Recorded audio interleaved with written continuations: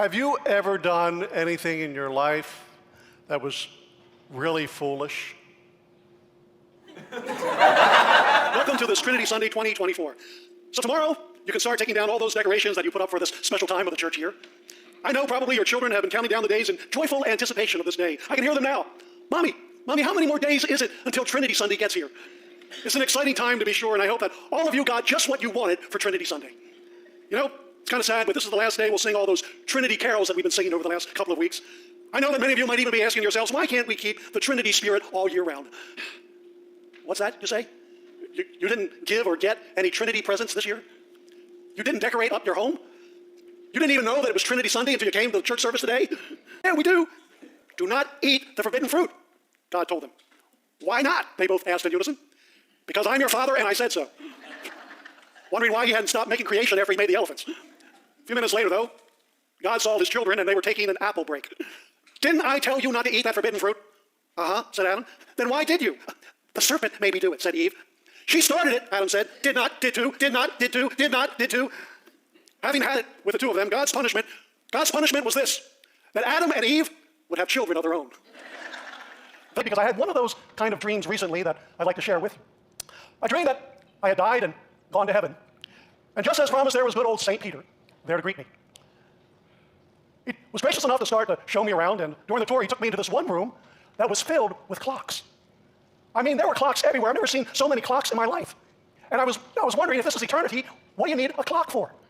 And so I asked St. Peter, what are all these clocks about? And he told me this, that there was a clock in heaven for every person alive here on earth.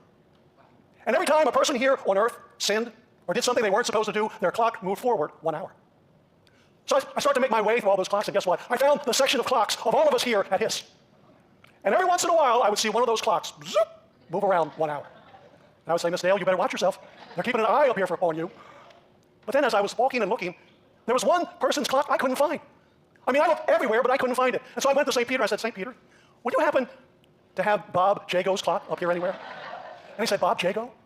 You mean to tell me you know Bob Jago? And I said, well, sure I do. He was a member of my church. He said, oh, don't worry, we have Bob's clock up here, only we keep it in the kitchen and use it as a fan.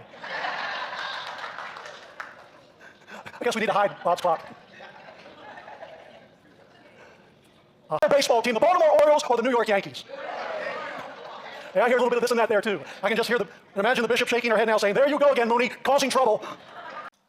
For those of us here this morning like me, are at a certain age in life. Have you ever found yourself looking around a group around your same age and wondering to yourself whether or not you look as old as they do? Well, I have a few more to share with you. Two friends, right after the Easter season, were getting together. And one said to the other, so how's your diet going?